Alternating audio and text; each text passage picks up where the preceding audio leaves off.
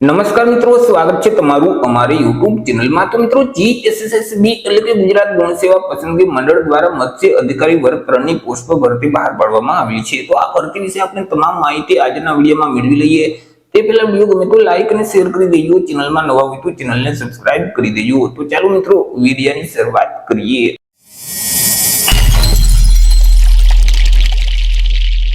તો મિત્રો, આજે ભરતીનું નોટિફિકેશન છે તે જીએસએસબી એટલે કે ગુજરાત ગૌણ સેવા પસંદગી મંડળ ગાંધીનગર દ્વારા બહાર પાડવામાં આવેલું છે। જીએસએસબી દ્વારા જે કૃષિ, ખેડૂત કલ્યાણ અને સહકાર વિભાગ અંતર્ગત મત્સ્ય ઉદ્યોગ નિયામક શ્રીની જે કચેરી છે, તો તેમાં જે મત્સ્ય અધિકારી વર્ગ 3 ની જગ્યાઓ ખાલી છે, તો તે જગ્યાઓ સીધી ભરતીથી ભરવા માટે લાયકાત ધરાવતા ઉમેદવાર પાસેથી અરજી ફોર્મ મંગાવવામાં આવેલા છે। તો સૌથી પહેલા આપણે વાત કરી લઈશું કંઈક અગત્યની તારીખ વિશે। હવે મિત્રો, આ જે ભરતી છે તેમાં જો તમારે અરજી કરવી હોય તો ઓનલાઈન અરજી ફોર્મ ભરવાનું રહેશે। ઓનલાઈન અરજી ફોર્મ છે તે 1/7/2025 બપોરના 2 વાગ્યાથી શરૂ કરી દેવામાં આવશે। 1/7/2025 થી લઈ અને 15/7/2025 સુધીમાં તમારે ઓનલાઈન અરજી કરવાની રહેશે। મિત્રો, અહીં ઓનલાઈન અરજી ફોર્મ જે ઓજાસનું પોર્ટલ છે એટલે કે ojas.gujarat.gov.in નામની જે વેબસાઇટ છે, તે વેબસાઇટ ઉપર જઈ તમારે 15/7/2025 સુધીમાં ઓનલાઈન અરજી કરવાની રહેશે। મિત્રો, અહીં ફોર્મ ભરતી વખતે તમારે ફોટો અને સિગ્નેચર છે તે અપલોડ કરવાના રહેશે। હવે તમે જે ફોટો અને સિગ્નેચરની ફાઇલ અપલોડ કરો છો તે ફાઇલનું ફોર્મેટ જેપીજી ફોર્મેટ હોવું જોઈએ અને ફાઇલની સાઇઝ છે તે 15 KB કરતા ઓછી હોવી જોઈએ।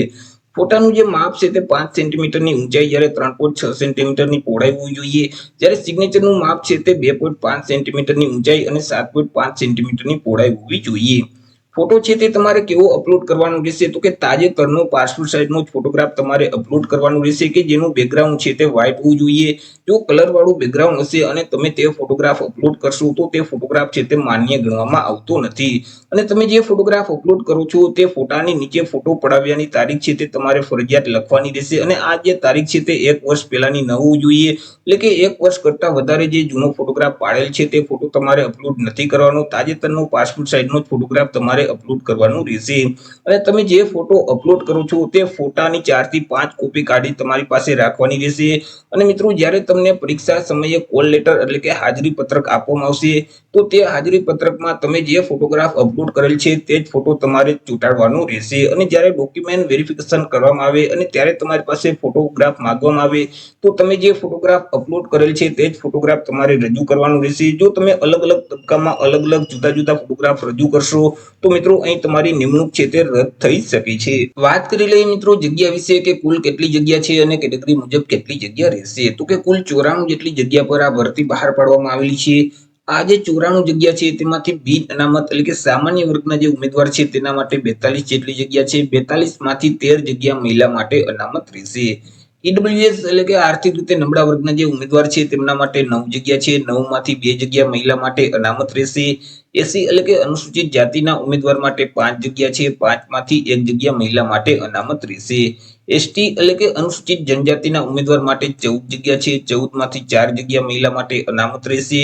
ઓબીસી એટલે કે સામાજિક અને શૈક્ષણિક રીતે પછાત વર્ગના ઉમેદવાર માટે 24 જગ્યા છે। 24 માંથી 7 જગ્યા મહિલા માટે અનામત રહેશે। આવી રીતે કુલ 94 જેટલી જગ્યા પર આ ભરતી બહાર પાડવામાં આવેલી છે। 94 માંથી 9 જગ્યા છે તે માજી સૈનિક માટે અનામત રહેશે। હવે જે ઉમેદવાર એસસીબીસી એટલે કે સામાજિક અને શૈક્ષણિક રીતે પછાત વર્ગના ઉમેદવાર છે તો તેઓએ નોન ક્રિમિનલ સર્ટિફિકેટ છે તે આપવાનું રહેશે। આ જે નોન ક્રિમિનલ સર્ટિફિકેટ છે તે કઈ તારીખ સુધીનું માન્ય ગણવામાં આવશે તો કે રાજ્ય સરકારની નોકરી માટેનું જો તમારી પાસે નોન ક્રિમિનલ સર્ટિફિકેટ હોય એટલે કે ગુજરાતી ભાષાનું સર્ટિફિકેટ હશે તો આ સર્ટિફિકેટ 1/4/2023 થી લઈ અને અરજી ફોર્મ ભરવાની જે છેલ્લી તારીખ છે 15/7/2025 આ સમયગાળા દરમિયાન તમે નોન ક્રિમિનલ સર્ટિફિકેટ મેળવેલ હશે તો તે સર્ટિફિકેટ માન્ય ગણવામાં આવશે। અથવા તો કેન્દ્ર સરકાર હેઠળની જે નોકરી માટેનું તમારી પાસે નોન ક્રિમિનલ સર્ટિફિકેટ હોય એટલે કે ઇંગ્લિશ ભાષાનું સર્ટિફિકેટ હશે તો તે સર્ટિફિકેટ 1/4/2025 થી લઈ અને અરજી ફોર્મ ભરવાની જે છેલ્લી તારીખ છે 15/7/2025 તો આ સમયગાળા દરમિયાન તમે નોન ક્રિમિનલ સર્ટિફિકેટ મેળવેલ હશે તો તે માન્ય ગણવામાં આવશે। એવી જ રીતે જે ઉમેદવાર ઈડબ્લ્યુએસ એટલે કે આર્થિક રીતે નબળા વર્ગના જે ઉમેદવાર છે તેઓએ ઈડબ્લ્યુએસ નું પ્રમાણપત્ર આપવાનું રહેશે। હવે આ જે ઈડબ્લ્યુએસ નું પ્રમાણપત્ર છે તે કયું માન્ય ગણવામાં આવશે? તો કે અહીં રાજ્ય સરકારનું મિત્રો જો ઈડબ્લ્યુએસ નું પ્રમાણપત્ર હશે, પછી તે અંગ્રેજી કે ગુજરાતી કોઈ પણ ભાષાનું હોય, તો આ જે સર્ટિફિકેટ છે તે 16/7/2022 થી લઈ અને અરજી ફોર્મ ભરવાની જે છેલ્લી તારીખ છે 15/7/2025, તો આ સમયગાળા દરમિયાન તમે ઈડબ્લ્યુએસ નું સર્ટિફિકેટ કઢવેલ હશે તો તે સર્ટિફિકેટ માન્ય ગણવામાં આવશે. પરંતુ ભારત સરકાર અંતર્ગત જે સર્ટિફિકેટ આપવામાં આવે છે ઈડબ્લ્યુએસ નું, તો તે સર્ટિફિકેટ તમારી પાસે હશે ઇંગ્લિશ ભાષાનું, તો તે સર્ટિફિકેટ તમે 1/4/2025 થી લઈ અને 15/7/2025 ના સમયગાળા દરમિયાન મેળવેલ હશે તો તે માન્ય ગણવામાં આવશે. વાત કરી લઈએ પે સ્કેલ એટલે કે પગાર ધોરણ વિશે, કે ઉમેદવારને કયા પગાર ધોરણ મુજબ પગાર આપવામાં આવશે. તો ઉમેદવારોને પ્રથમ 5 વર્ષ સુધી તો ફિક્સ પગાર છે તે મળવા પાત્ર થશે. દર મહિને ₹40,800 ફિક્સ પગાર આપવામાં આવશે. 5 વર્ષ પૂરા થઈ જશે એટલે પે મેટ્રિક લેવલ 6 છે તે મુજબ ઉમેદવારોને પગાર મળવા પાત્ર થશે. એટલે કે ₹35,400 થી લઈ 1,12,400 નું જે પગાર ધોરણ છે તે મુજબ ઉમેદવારોને પગાર આપવામાં આવશે.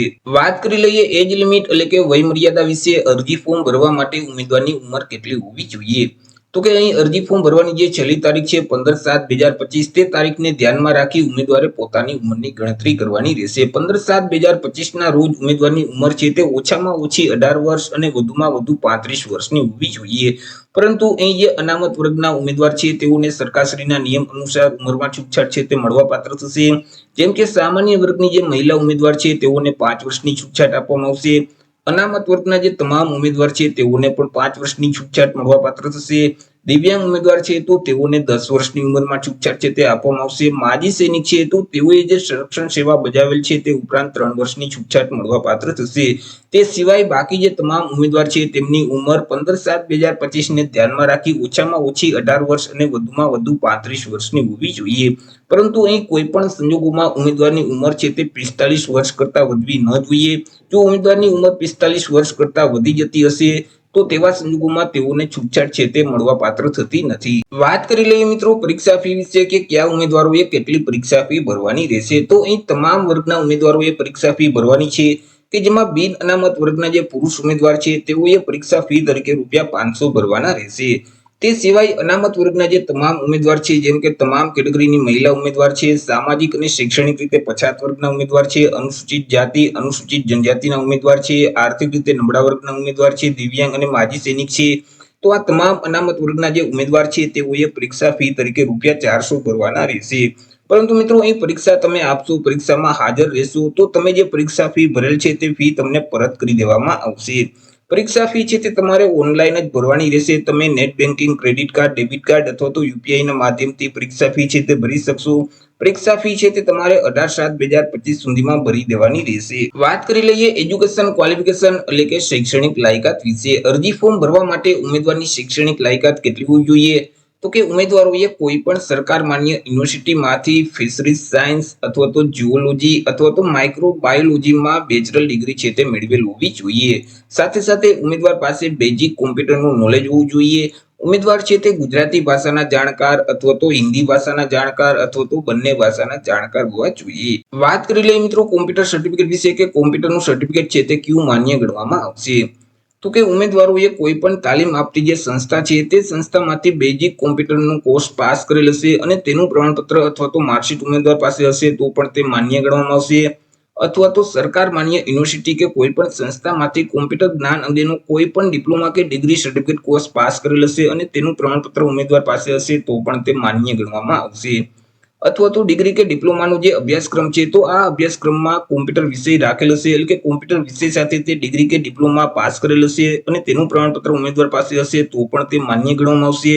અથવા તો ધોરણ 10 કે 12 ની જે પરીક્ષા છે તો આ પરીક્ષા કોમ્પ્યુટર વિષય સાથે પાસ કરેલ હશે અને તેનું પ્રમાણપત્ર ઉમેદવાર પાસે હશે તો પણ તે માન્ય ગણવામાં આવશે. અથવા તો અરજી ફોર્મ ભરતી વખતે ઉમેદવાર પાસે કોમ્પ્યુટરનું સર્ટિફિકેટ નથી તો પણ હાલ અત્યારે અરજી ફોર્મ ભરી શકશે. પરંતુ જ્યારે ઉમેદવારોને નિમણૂક આપવામાં આવે તો નિમણૂકના સમયે ઉમેદવારોએ બેઝિક કોમ્પ્યુટરની પરીક્ષા પાસ કર્યાનું પ્રમાણપત્ર છે તે ફરજિયાત આપવાનું રહેશે. જો નિમણૂક વખતે બેઝિક કોમ્પ્યુટરની પરીક્ષા પાસ કરીને પ્રમાણપત્ર અહીં રજૂ નહીં કરે તો તેવા સંજોગોમાં તેમની જે પસંદગી છે તે રદ કરી દેવામાં આવશે.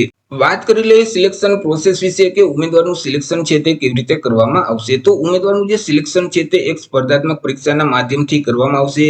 આ જે પરીક્ષા છે તે હેતુલક્ષી પ્રકારની રહેશે, એટલે કે તેમાં MCQ પ્રકારના પ્રશ્ન છે તે પૂછવામાં આવશે. તમને જે ક્વેશ્ચન પેપર આપવામાં આવશે તેમાં અલગ અલગ બે વિભાગ હશે, વિભાગ A અને વિભાગ B. બંને વિભાગ ફરજિયાત આપવાના રહેશે અને બંને વિભાગમાં પાસ થવું ફરજિયાત રહેશે. કે જેમાં વિભાગ A છે તેમાં કુલ 60 MCQ પ્રકારના પ્રશ્ન પૂછવામાં આવશે. એક પ્રશ્નનો 1 માર્ક એટલે 60 માર્કનો વિભાગ A રહેશે.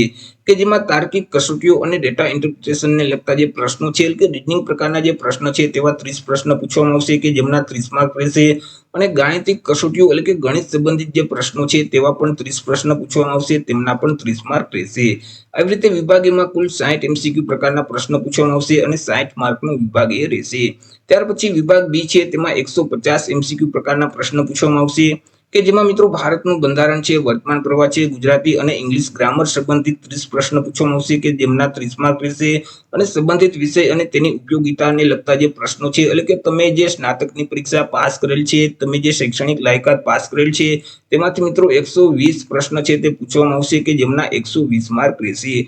આવી રીતે વિભાગ B માં 150 MCQ પ્રકારના પ્રશ્ન પૂછવામાં આવશે, વિભાગ A માં 60 પ્રશ્નો, વિભાગ B માં 150 પ્રશ્ન, કુલ 210 MCQ પ્રકારના પ્રશ્ન પૂછવામાં આવશે. 210 માર્કનું પેપર રહેશે. પેપર લખવા માટે તમને 180 મિનિટ એટલે કે 3 કલાકનો સમયગાળો છે તે આપવામાં આવશે.